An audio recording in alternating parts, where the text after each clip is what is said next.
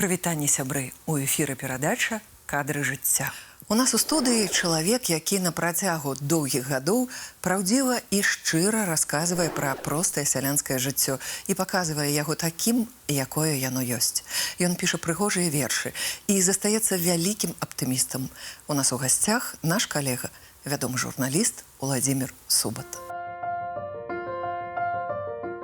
Я некалі памятаю, даваў інтэрв'ю, я сказаў такія словы: журналістыкай я абвенчаны назаўсёды. Мой закон жыцця – ніколі не ідзі супраць ветра. Як Бог дасць, то і в акно падасць. Так. Кожны чалавек – это не напісаны роман. Толькі трэба умець яго чытаць. Ой, божачкі, жанчынкі. А як яна да вас трапіла? Ну, это ж нам на фестывале ўручылі. Мне я нема дома. Як у Москве Ивановых, так у Киеве Субботов. И мы написали нарыс. Примитивный, конечно. Але мы думали, что мы самые разумные. Уладзімір Субат – старажыл беларускага эфіру. Пасля школы вучыўся ў столінскім тэхнікуме, мае дыплом тэхніка-планавіка. У 1975 годзе скончыў факультэт журналістыкі Беларускага дзяржаўнага універсітэта і з таго часу пачаў сваю працу на беларускім тэлебачанні. Праз 14 гадоў Уладзімір Паўлавіч атрымаў другую адукацыю – дыплом эканамічнага факультэта Беларускай дзяржаўнай сельскагаспадарчай акадэміі. У сваіх праграмах «Вяскоўцы і гаспадар» з вялікай любоўю і павагай распавядаў пра беларускую вёску, працу яе жыхароў, нацыянальны характар. Неаднаразова атрымліваў прэстыжныя тэлевізійныя прэміі на міжнародных фестывалях, лаўрэат прэміі Саюза журналістаў Беларусі, выдатнік тэлебачання. Уладзімір Субат складае вершы, супрацоўнічае з газетамі і часопісамі, дагэтуль не пакідае журналісцкую працу. Выкладае ў Беларускім дзяржаўным універсітэце, дацэнт кафедры тэлебачання і радыё. Уладзімір Паўлавіч, добры дзень. Дзень добры. Што ўмееце рабіць з вясковай працы? Фу, усё. Что не умею, спытаеце? А што не ўмееце рабіць? Не умею, корову доить. Не навучыліся? Научыўся, але у рукавы надта, больш трапляе, чым даёнку. Спачатку навучыўся, напэўна, касу трымаць, там, ці, можа, якую, ці плуг, а потым уже вучыў літары, там, складаць, як чытаць. Вот. Это моя навука была адтуль, ад зямлі. Скажыце, калі ласка, мы зараз глядзім на наш экран, вось гэтыя кадры. Яны знаёмыя вам? Это не то, что знаёмыя. Разліў, Полесье, вода вялікая. Я гэтым жыў. Я памятаю, з малых гадоў ужо мой родны Столін. В думках я лячу над домом, бачу вуліцы, сады, чую звон вясельных бомаў і царквы блішчаць крыжы. Понад плошай вось гэтай пролятаю, сінагогу мне відаць. Адным словом, вот эта история на моем сердце, это вот синагога, будынак, вот площадь, дом культуры наш. А вось моя вуліца Гарынская пачынаецца, дзе я хадзіў у школу, дзе я хадзіў на першае спатканне в сваім жыцці. 19 гадоў там жыў, моя душа толькі там.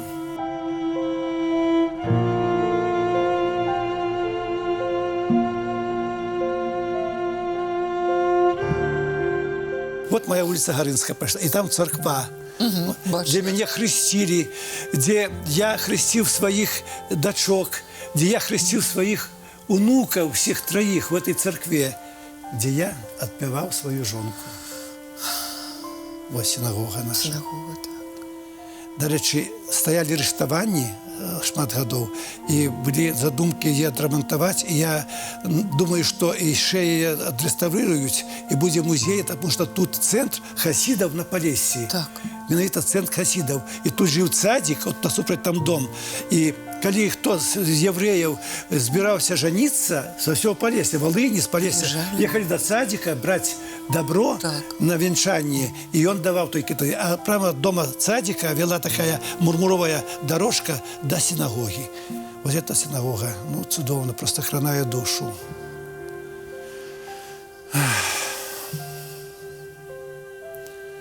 Просто я думаю, што як так можна убачыць гэту прыгажосць вось так знятай. Вось. А цеглу виробляли в Століні, тому що в Століні було, напевно, 4 заводи таких цегляних. І ці заводи випускали цеглу. До речі, проспект у Мінську, а майже побудований з столінської цегли. Такі червоні блоки. Це Столінський, Гаринський цегляний завод. І оттуль, а от бусли, от вони посадилися на цьому коміні, як ми їх чекали кожну весну.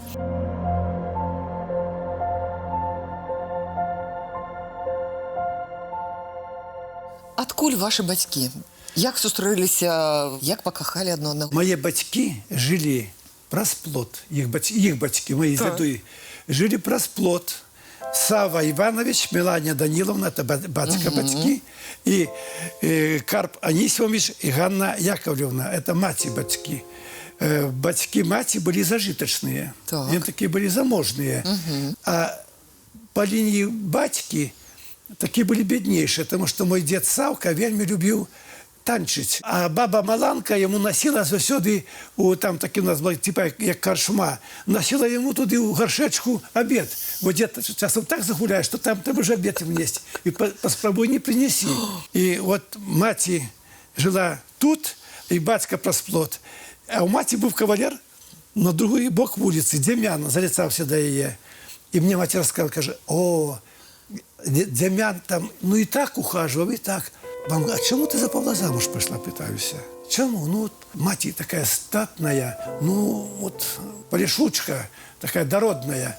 А батька, ну, і він нормальний мужик, але він уступав їй знешне, я так лічу. Кажу, мама, як ти могла за батьку замуж пішла? Вона каже, бо боялася на той бок вулиці замуж за Дем'яна. А тут просплот. І ось так ми жили, мы росли 7 детей, батьков, бабуля и другая бабуля, дед и дед. И это, я лічу, настільки було розумно, що побач дядулі і бабулі виховання ми ніколи не робили аби що, тому що ми були під очима, під назиранням старейших. Нас приучали до праці, ми корову пасвили, ми коні там гнали на луг, ми там по огороду. А як ми ще нарихтували? Река Гарин, така река, знаєте, луг, як ідеш на Гаринський, особливо у червні. Прихожусь така, я об'їхав 5 континентів світу. Але такого луга, як Гаринський, я не бачив ніде. Там стільки много різних квіток, там таке повітря духмяне, такий, знаєте, водор стоїть, густий, хмелеєш. Селянське життя, воно, напевно, віками шліфувалося, і там все розумно, там нічого лишнього нема. У нас було 2 корови і 2 бички, що стояли над койми. Батько працював в колгасі. І завсюди їхав на обід, так він там підкине конюшинки, цього бичкам покормити. І отак ніяк виживали. А жили весело. А увечері дядька прийде з гармоніком, і як затягне, мати співає, дядька співає, сестра старша. Всі співають, і всім весело. Знаете что, может, мы не носили, ну, надто так уже чудовного одеяния, мы такое простое. А душа спевала. Потому что не было в семье фальши ніякої. Все в открытую. И вот все это моя родима, все это мои местины. Вот мне 70 годов, а мне здається, что я вот приеду туди и по этому лугу босиком. Это солода, это солода.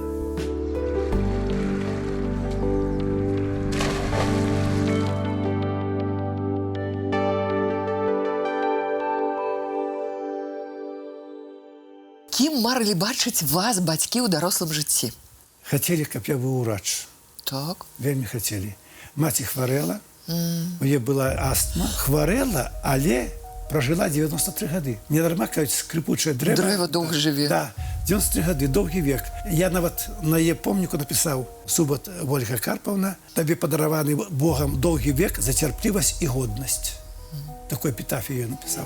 Бо пройде тепле літонько, настануть холода, знесе їх Осиплеться все лістечко, занесе ця його вода. До себе біла реченька, ще вернеться весна, а молодо ж не вернеться, не Вернеться вернеться. вода. А батько написав: бояру, хліборобу, батьку. Бо батько воював, дійшов до Будапешта. Батько хлібороб був, завзятий хлібороб, працював щиро. Його плуг, як у піаніста, піаніна, він так з плугом. Я глядів, як він йшов за плугом, а як з косою він. И она вот просто танцевала в руках, знаете, она не ходила. Я так могу зарыть в землю, а его ніколи такого не было.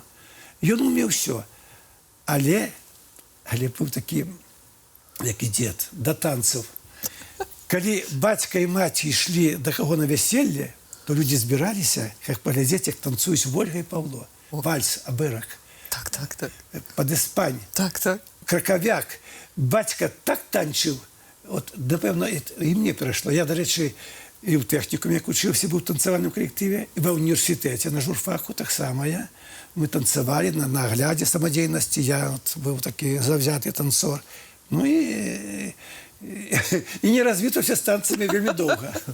Мой дід, от Субот, от воно це прозвище там на Туровщині є, але більше це прозвище у Києві. Коли поехал на телевизионный фестиваль в Киев, еще на украинском телебачении меня запросили на прямой эфир, я рассказывал про каштаны на Крещатику, я им захопляюсь, и про Липы в Минску. Вот две столицы, а мають советские особливости. И, напевно, шел титр, что я Субот. Мне стойки было звонков. Субот, а вы откуда? Кажу, я с Беларуси. А вы не из Украины. А чому пішли вчитися у Столинський технікум? Мне так весь час думал, куда поступить, где нема математики. А тут в Столине техникум. Прямо в Столине. И я после школы, мне подмывала журналистика, она мне подмывала. Я думал, может, під інститут, да потім пойду на журналистику. Вот такой.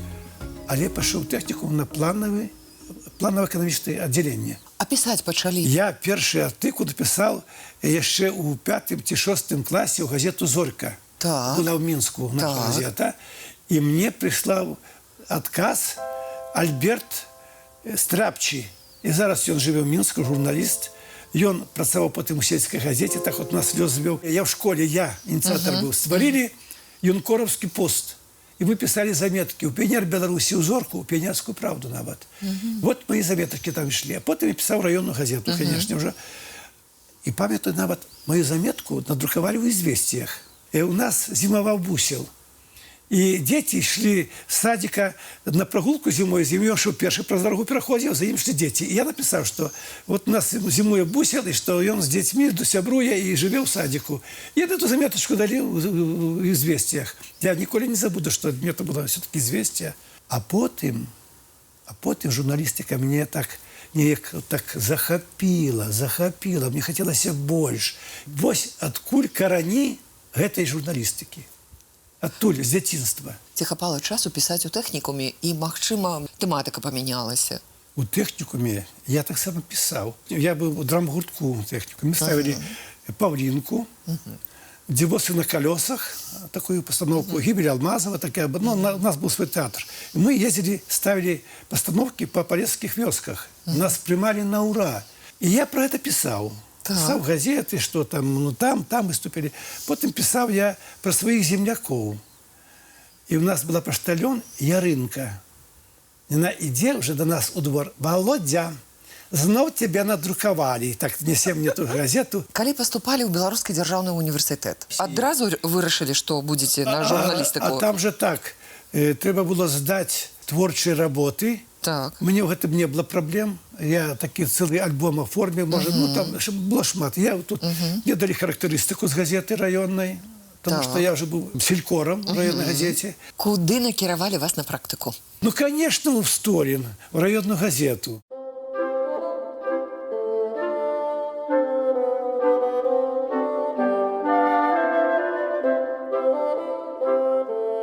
Такие комбайны у нас працавали.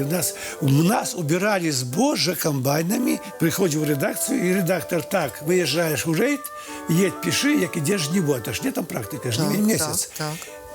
И еду в поле, приезжаю, памятаю вёску Беловуша. Побач з вёскай житнёвое поле, комбайны працуюць, я до комбайнов, а мяне старшыня прогоняет комбайнов. Я до механизатора: да не мешай нам працаваць. Ну, який-то там приехал хлопец. Одним словом, меня от комбайнов. Я приезжаю в редакцию ни с чем. И кажу редактору, что ну, едь еще раз, тут, и, погляди и напиши такое, как этому и старшине, и этому механизатору запомнился, что ты там и был. Поехал на поле. Ходив, як той бусел цибатий по этой пожні. Шмат чого побачив, шмат чого почув. І приїхав, написав матеріал критичний. Што камбайны не на поўную магутнасць працуюць, што там машыны не своечасова прыязджаюць загружацца, і расказаў пра гэта. І гэты матэрыял змясцілі на першай паласе раённай газеты.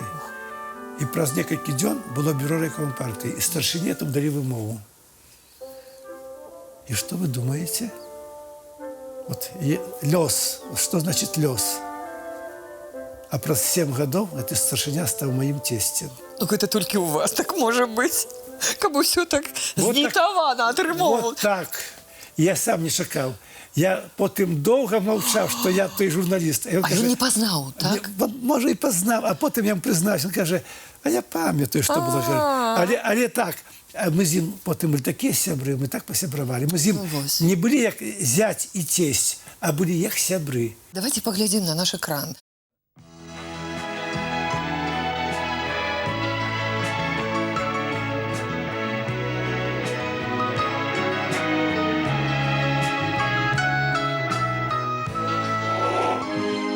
Сельская раніца. Праграма пра вяскоўцаў і для вяскоўцаў. Вось мы ў сям'і нашай сядзім і слухаем беларускае радыё, пастаноўку. І вы ведаеце, у нас сям'я вялікая была, маці, бацька, дзеці. І я так слухаў, я думаю, няўжо то там у Мінску вось так это ўсё адбываецца. І ў той момант я ніколі нават не мог уявіць, што я потым сваё жыццё звяжу з радыё. На радыё мои прайшлі гады такія юнацтва, маладосці. Я жаніўся, прывёз першы раз сваю жонку на радыё, паказаў, дзе я працую, і пазнаёміўся з калегамі па рэдакцыі.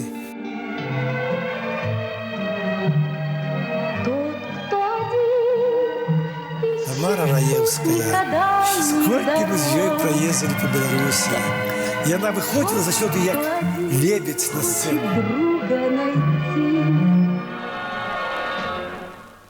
Аппаратная? Начинаем запись.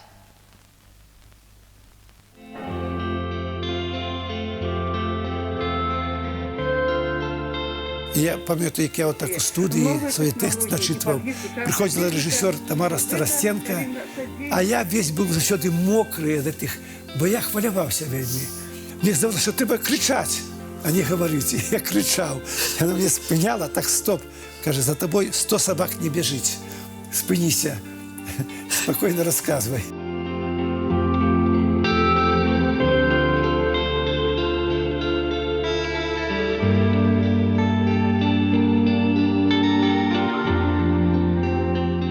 А як перайшлі працаваць на тэлебачанні? Напэўна, на тэлебачанні заўважылі нейкія мае праграмы па радыё, і мне прапанавалі ў рэдакцыю грамадска-палітычных праграм. Я прыйшоў працаваць.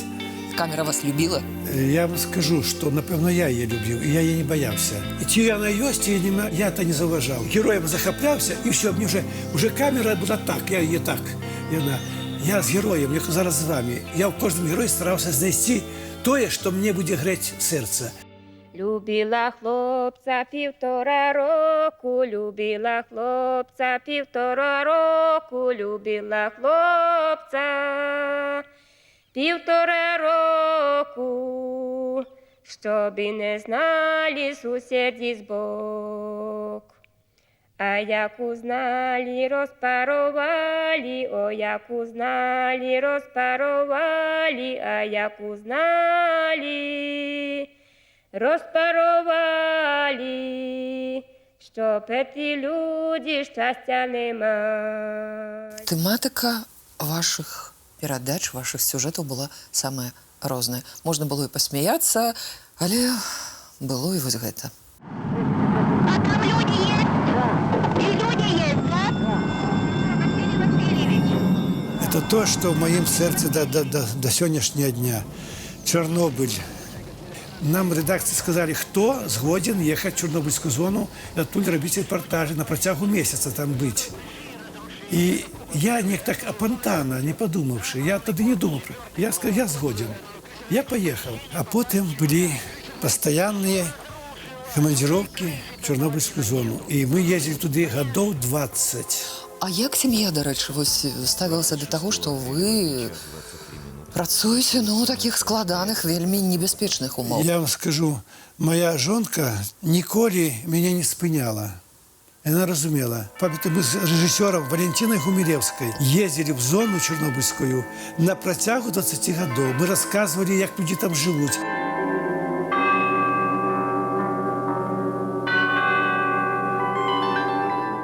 О, вёска Дубровная, где мы с Гумилевской сустрели бабульку Волю Данченко. Она одна жила в этой вёсце кольки годов. Доброе здоровье. Ой, тяжко вставать воду. Дайте кого-то. Ці много воды на своем веку ось так доставали? Да, доставали, ще круками було. Руками? Круками було, да круком тягали. Так что, еще ведерко достать? Ну, ще. Я вам допомогу, постакайте. А вы мне расскажите, как вам живется тут? Як живеться-то? Добре? Хватить. Уже Хватить? набрав. Ой, який глибокий колодеж. Мы сочили, як яна выживае. Яна вот такая мудрая бабулька. Яна сказала спочатку, что я питаю, детки ёсць, каже, Та ёсць ты у чаго городах. Деток у яе не было. Яна одна засталася. І потім яна одна жила довгий час у вёсцы одна. І мы кожен раз приезжали, а в яе слоікі огурков, помидоров закатаных, в яе травка засушаная. Ну, яна себя забеспечила всім. И эта бабулька настолько была мудрая, она каже, я за этой земли не пойду никуда. Каже, те, что поехали, яны уже у Бога, а я тут еще живу. І чого я не поїхали? Їх ніхто не уганяв. Ну, а ж ведаете, страх, радиация. Ой, радиация так и сразу была. Это 7 годов уже прожили. 7 годов уже 8-й год, так где-то радиация нас огнила тут. У землі вже.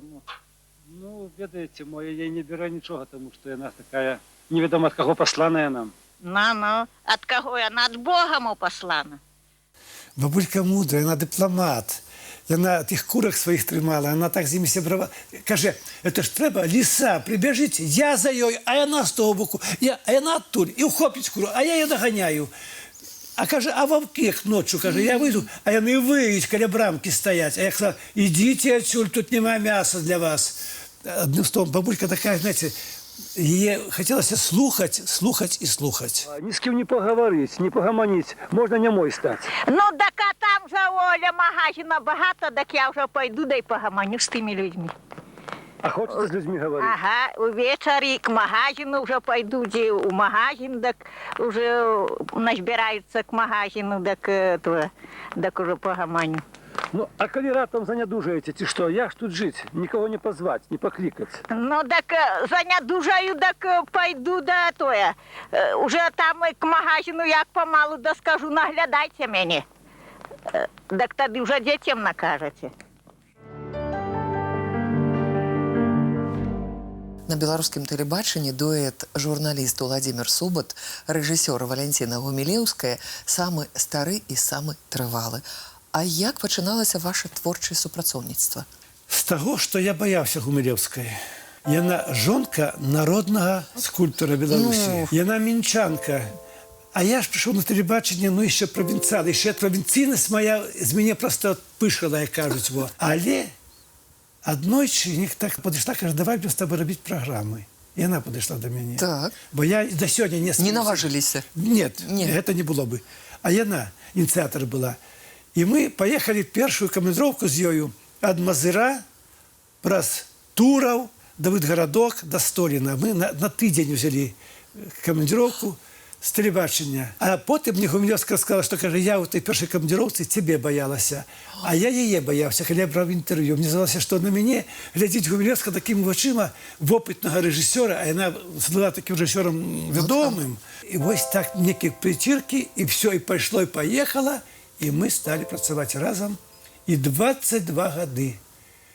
Ни разу я ее не зрадзіў на тэлебачанні. Мы жили программами. Я ведаў, што мне трэба быць вядучым, што мне трэба быць журналістам, а яна мяне могла і на любых здымках паправіць, але так далікатна. Ці падтрымлівалі сяброўскія адносіны пасля таго, як творчыя шляхі разышліся? Ну, як-то мы не будем падтрымліваць. Мы до конца дзён засталіся сябрамі. Дзякуючы фондам Белтэлерадыёкампаніі у нас ёсць магчымасць убачыць Валентину Миколаевну и пачуць яе голос. Давайте поглядим. Все получилось очень странно. Позавчера я видела Гену во сне. Молодой он, красивый, в черном костюме. И я понимаю, что уже его нет среди нас. И я все спрашивала, что-то вот Гена мне хочет сказать. И я поняла, для чего я зашла в студию. Я случайно зашла. И мне кажется, он хотел мне рассказать о том, чтобы я рассказала о том, каким он пришел на первый курс театрального института. Красивым, молодым, в солдатской форме. Нам это тогда казалось, что это шик, а у него, наверное, просто другого ничего не было. Я сижу здесь.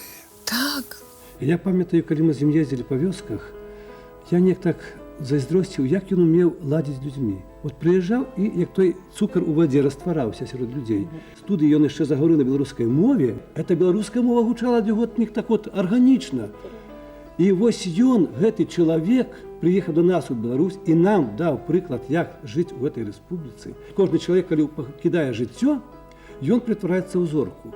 То мне здаецца, што Мезенцев сёння вялікая зорка над Беларусью, над усім сусветам. Владимир Павлович, першы гран-пры вы з Валентинай Миколаевнай атрымалі ў 1993 годзе ў Рызе на першым міжнародным тэлефестывалі «Сельскі двор». Як атрымалася так, што вы туды паехалі? Гэта ж ужо, на той час атрымліваецца замежны фестываль. Мы адчувалі, што трэба нешта шукаць, нейкія формы стасункаў. І яны прыдумалі гэты фестываль сельскіх праграм у Рызе.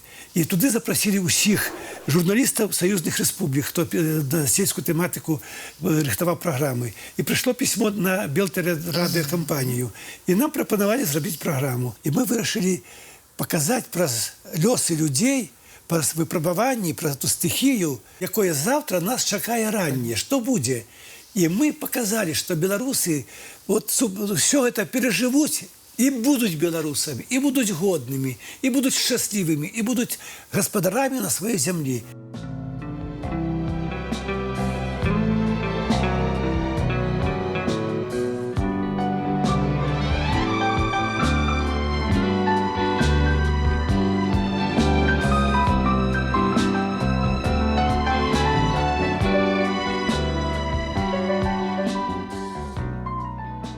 Праз некалькі гадоў вы зноў прымалі ўдзел у міжнародным фестывалі.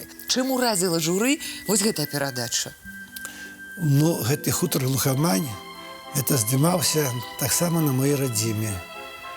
На мяжы Украіны і Беларусі ёсць хутар, а яго называюць «Глухамань». Там жылі Сцяпан, яго жонка Вольга і яго маці бабуля Вера. 3 чалавекі.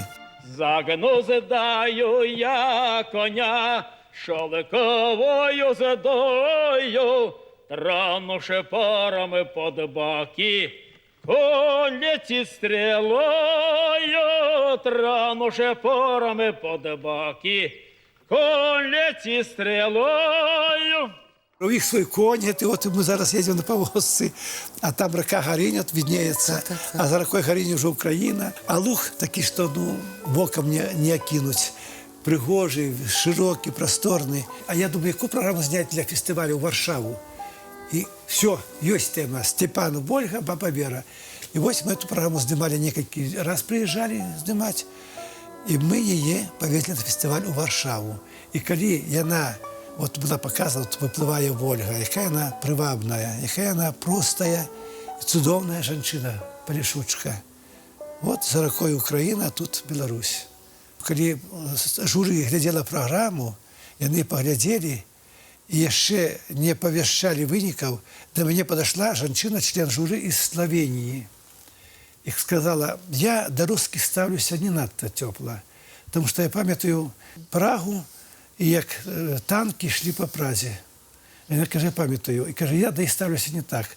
Але, каже, я після цієї програми, я 2 руками за вашу програму. Тому що ви показали життя, звичайне просто життя простих людей, які кормять увесь світ. Ольга, бачите, її руки як такі от моцні, вона весь час працює.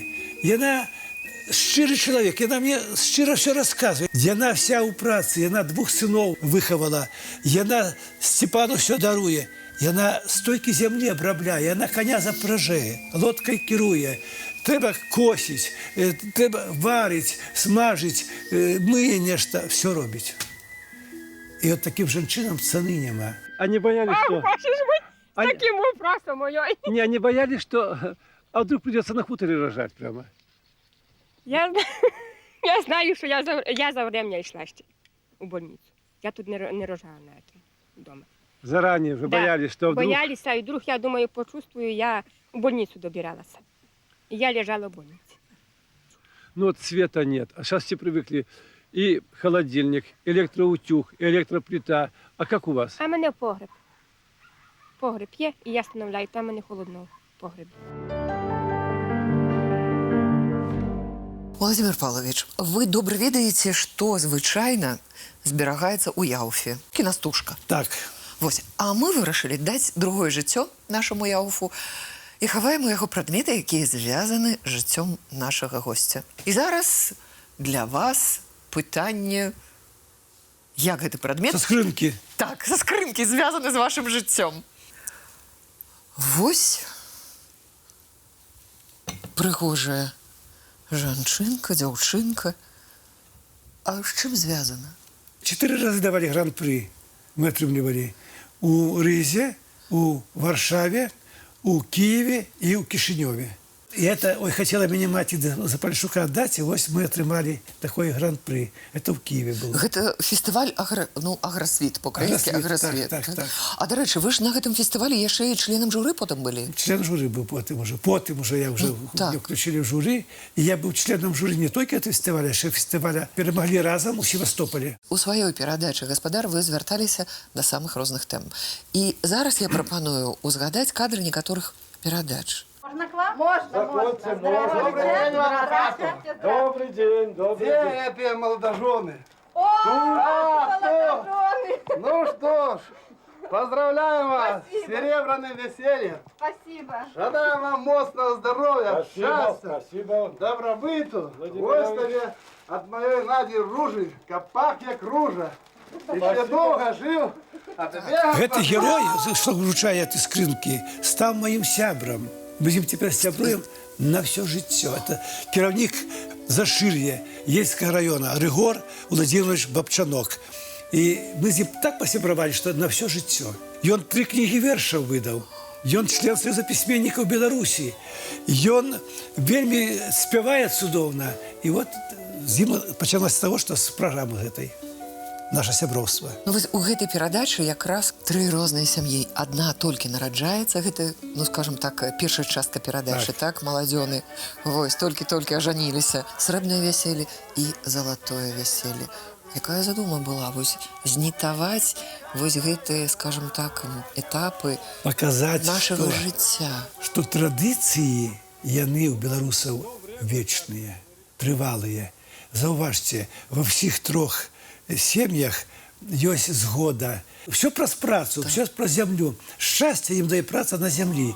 І яны шчаслівыя, все ты. Вот толькі нараджаецца сям'я. Мы думаем, што яна дойдзе, як та сям'я, да залатога вяселля. Мы показали шматграннасць душы беларуса.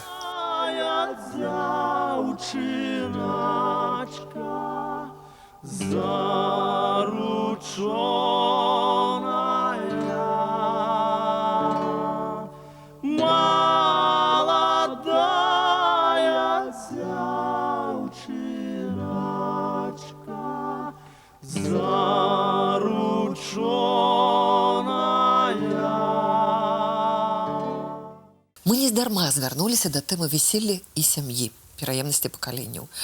А якім было ваше вяселле? Дзе жонку сабе знайшлі? Чым займаюцца дочкі і колькі ўнукаў? Лічу, што все-таки в жыцці я шчаслівы чалавек. Вот, калі так класці на вагі і так узважваць, чаго было в жыцці больш, напэўна, шчасця больш. А шчасце, калі калі тебе твои родные живы, здоровы, калі твои дети уже народились, живут, калі уже ты внуков убачив, я зараз кажу внуку своему, я мару дожить, каб ты убачить тебе, як ты в армию пойдешь. Симонка, Симон. Пригоже. А внучку звать Стефанія. Вось. А старейший внук, якому от на днях було 10 годов, Ігор. Сім'я моя народилася, напевно, оттуль. Я їхав в автобусі однойчі на 9 мая, День перемоги, із Давидгородка в Столін. І бачив вёска Белоуша. Помник, обелиск стоїть. І старі школьниці в білих фартушки, в формі, стояли біля помника. Коли вже я женився, праз годи, я в своїй жонці бачив фотографію, тую саму, що я бачив їх там, з окна автобуса. І це ж треба так, щоб я проїхав, бачив, і праз годи я її зустрів, я тільки 3 рази зустрілися. 3 рази. И подали заяву, и расписались, и изгуляли веселье. И прожили 38 годов. Светлана Михайловна, Светлана. И она закончила химический факультет Белорусского державного университета, працювала у музеї Якуба Колоса, між іншим. І оттуда вона прийшла на заслужений відпочинок. 2 дочки, Ольга і Марія. Я обогретий теплом своїх дітей. 2 чудовних зяті, чудовних зяті. Я скажу, що коли что-то не так, я завсёды на боку зятёў. Потому что дитя свое будет оборонять, это ж не треба так было. Треба быть справедливым. Все было, як належить. И жыццё справа вельмі складаная, як кажуть, не поле перайсці. Але стараюся так быць у жыцці зараз. Свой кожны крок выбираю, а что скажут дети и внуки. Вот это вельми важно.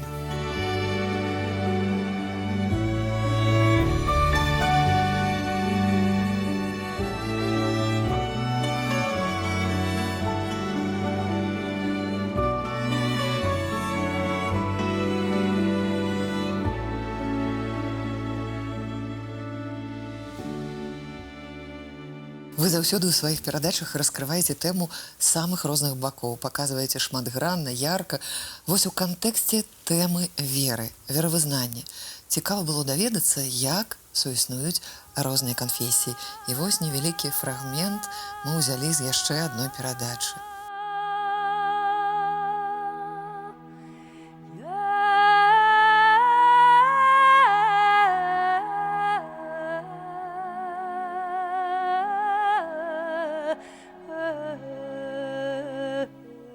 Где храм стоит, там на много километров и освещается та земля. Только по вере нашей да будет нам. А мо по великой веры гаспадарам звычайнага сялянскага дома на ўскрайку Ів'я напярэдадні велікоднага свята быў дадзены вялікі цуд. Адчуць яго і памаліцца Господу няспынным потокам ідуць людзі. Заміраточылі іконы у мнагадзетнай сям'і Ахрамовічаў.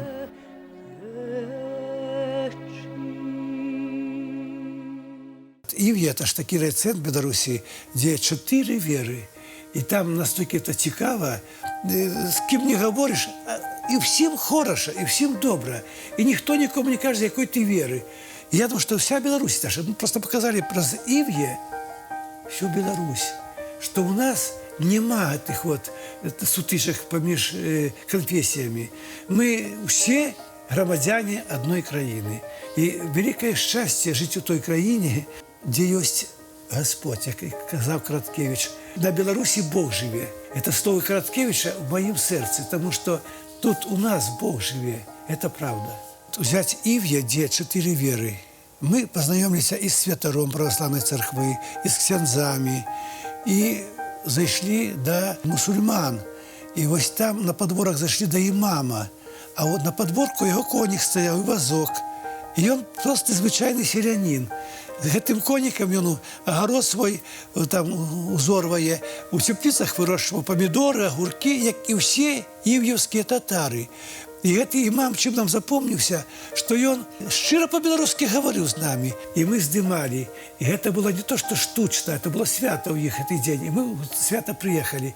І ведаеце, было цудоўна такое адчуванне, что все-таки Бог один. Вот до его разных шляхи. Мусульмане своим шляхом, католики своим, православные своим, иудеи своим. Все идут до Бога, все дороги сходятся там, на высоте. І, напевно, вельми важно, що у нас, у Білорусі, кожна традиція любої національності підтримується. Що чоловік має право так себе поводити, як він хоче. Ну, як диктує його культура. І культура це заховується, це вельми важливо. Молюся я небу, землі простору, могутному Богу уся світу молюсь, во всякой пригоді, во всякую пору, за родний народ Беларуси. У одним з інтерв'ю ви розказали, що марите побудувати у Століні нову церкву. А мара здійснилася? Ну, побудувати церкву один я, звісно, не змогу. Так. Це вельми треба шмат чого. Але моя цеглинка у новому храмі у Століні є. Мой узнесок туди. Так. І храм вже зараз ставить куполи над ним. Та церква, де я хрестив своїх дітей, де мене хрестили, де внуків, вона стоїть, вона хороша, пригожа церква, їй вже майже 100 років. Це одна. Як кажуть, чим більше храмів, тим більше віри, тим більше духовності. І ось цей новий храм вже узведений, і я там просто мару туди зайти, у свято його відкриття, там уже служба йде, але свято престольне. И просто помолиться в этом храме. Это моя была мара заповедна. И я вельми счастлива, что эта мара здійсняється. Ваші респонденти, удільники передач, іншим часом доволі сурово відказували на ваші питання. Вас подобна реакція не полохала, не бентежила? Ні? Як ви ставилися до того? Я ж сам з різним настроєм у різних ситуаціях бував. Я, коли зараз з студентами тут на журфаку веду занятки, я їх вчу, як себе вести, коли береш інтерв'ю, коли рихтуєш яку програму. Ким треба бути журналісту? Головне не бути абияковим, бути живим, щоб твоє серце трепетало. От тоді буде користь. Я пропоную узгадати кадри з фонду беларускага телебачення. Это было летом 1944 года, 45 годов назад. Ці думали удельники сённяшняй нашей телесустрэчы, что им пощастится про 45 годов снова побывать на тым самым месте, где проходила боевая операция. Я пам'ятаю, я її назвав, а їх чекала ще Європа. Ось так называлась программа. Это была первая программа. Я ее возил в Одессу на фестиваль, памятаю. Я снимал, я наших артистов туда запросил. Мы поехали в Смолевицкий район, у лес, на партизанскую стоянку. И вот там варили кашу и снимали программу. И, ведаете, я, когда праз годы, я потом проглядав ее, памятаю. И я думаю, боже мой, яка я сирая. Я би її стиснув, я би її, напевно, по-другому зробив би. От, що говорить, що творчості немає, як кажуть, межів. Тоді я так бачив, а потім я так побачив. Але що тут багаття? Що то живі ветерани війни. От, мені тут годов 35. Ось, це я пам'ятаю.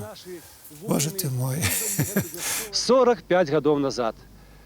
Той час добре пам'ять наш сьогоднішній удільник передачі, місцевий жихар, який ось тут неколи жив, ну а потім він бачив всі події, які тут розвивалися. Коли ласка, от... Не випадково ми зібрались тут, тому що в гэтым месцы, вот, полкілометра адсюль, відбувався жорсткий бой. Тоді ще всі живі були 45 годов після перемоги. Не всі окопи ще заросли. Сліди той жорсткої війни, тих битв, що тут проходили, вони є зараз, видать, на цій землі.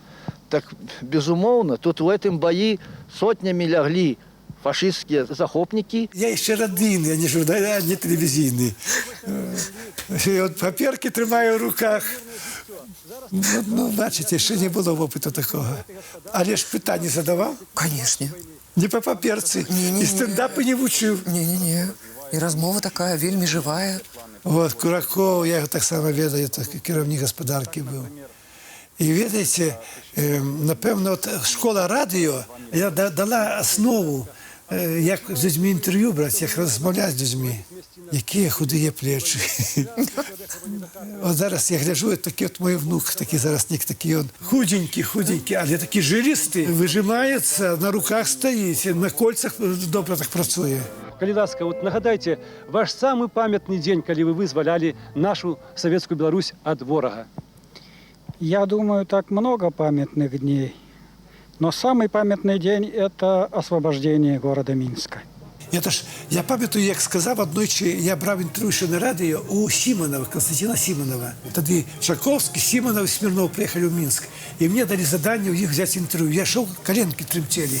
Але я взяв інтерв'ю, і Симонов тоді сказав: ви, журналісти, ваша роль, ви повинні по зернятку, по крупичці собрать все, что связано с войной, записать каждое интервью, бо люди отъедут, а это застається на память. Это самое святое, что вы можете зробить. И потом, як Лев Толстой написал «Войну и мир» 12 года, про 100 годов, а что? Вот «Война и мир», про эту войну будет про 100 годов, не зараз, а про 100. А ваша задача все это сбирать. Вот я сбирал. Я сбирал эти крупички. Это после Симонова. Я это не забуду ніколи. Республікай партизанкай завецца наша Беларусь. Амаль усё насельніцтва яе ўзнялося ў суровыя гады вайны на барацьбу з ворагам. І гэта, безумоўна, паскорыла вызваленне ад акупантаў. Назаўсёды застануцца ў гісторыі нашага народа мужныя старонкі партызанскай барацьбы. Колькі іх партызанскіх атрадаў дзейнічала ў лясах і балотах Беларусі. І цяпер праз 45 гадоў ушаноўваецца памятны дзён. А ці не было жадання сабраць усе свае апавяданні пра родны край і напісаць кнігу ўспамінаў? Я зрабіў книгу, называется «Вытоки». Это про людей працы. А у меня была задумана серия про ветеранов войны. Материалы написаны, нарысы ёсць, яны публікаваліся в сельской газете. Только засталося собрать их разом и выдать книгу. І некоторые яшчэ жывыя, ёсць, што ўжо адышлі. Але яны заслугоўваюць, каб мы пра іх узгадалі, каб мы пакінулі памяць пра іх, бо гэта людзі, якія вартыя такой павагі. І у мяне такія нарысы, я па Беларусі ездзіў, каго што паспеў застаць. Ўжо ж іх засталіся лічаныя адзінкі. І я спяшаюся і зараз, дзе я бачу, ёсць такі чалавек, да яго 100 гадоў, 95 гадоў. Это ўжо ж апошнія з апошніх, хто жывыя сведкі той страшэннай вайны. Наша місія паспець да іх, паспець. Вы паспелі папрацаваць на беларускім тэлебачанні не толькі журналістам, але займалі кіруючыя пасады, нават генеральнага прадзюсера першага нацыянальнага канала беларускага тэлебачання. Ці заставаўся час займацца журналістыкай, ну і не ўзнікала жаданне так скарыстацца сваёй пасадай дзеля таго, каб адкрыць яшчэ нейкую перадачу? Я заўсёды, як кажуць, стараўся ў працы, імкнуўся, як тая свечка ў царкве, згарэць да канца. Это вельмі важна. Калі ты напалову, нічого не выйдзе. Калі стаў генеральным прадзюсерам, вот што мне запомнілася, я вельмі хацеў, каб на экране гучала слово беларускае. Я тады, от што пасля мяне засталося, надвор'е на мове. І да гэтага дня. Так, я зараз зноў адкрыю наш яуф. Ну і чым вы зараз мяне здзівіце? А вось што? Вось такі прадмет, сама смаката. Грыбочкі, грыбочкі. Ото расказвайце, як гаворыць.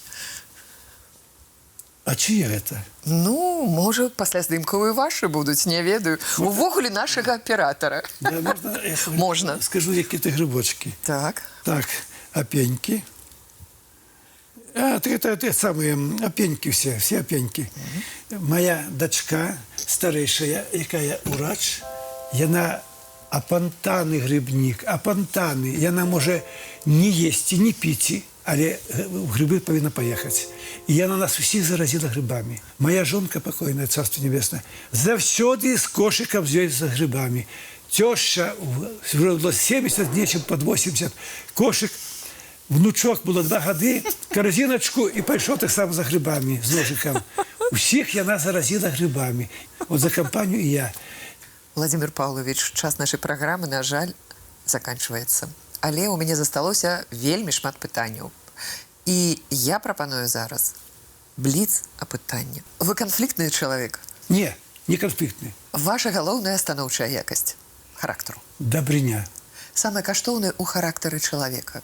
Справедливость. У чым ваша слабасць? Мягкий. Любімае месца ў Століні і ў Мінску? Стольный двор бацьковский. А у Минску любимое место мое – собор Петра и Павла. Што ніколі не зможаце дараваць? Подлость. Чаго вам не хапае ў працы? Терпение. У чым сэнс жыцця? Быть человеком. У чым шчасце Владимира Суббота? Что я прожил так, як повинен прожить православный человек. Владимир Павлович, дзякуй вялікі за такую шчырую і цікавую размову. Уся наша творчая група жадаем вам творчай, плённай працы, абавязкова выдаць усе тыя кнігі, якія запланавалі. Мне падаецца, што там не адна кніга ў планах. Каб свяціла сонейка, было здароўе, і мы як мага часцей сустракаліся ў добрым настроі. У вас скрынка ёсць. Ось. А эта скрынка повинна не только там грибами, ці там некими призами. Дозвольте, каб яна попомнилася ось таким моим неким подарунком программе, каб гэты след, які я покинув у письменстве, застався у вас. От виток я назвав. Тут льоси людей, які працюють не тільки на землі, культури, здесь льоси людей, які є педагоги, медики, одним словом, лёсы белорусов. Я лічу, что жить у Беларуси – это великое счастье. Жить у пригожей Беларуси, у нашей, где гучить наша родная мова.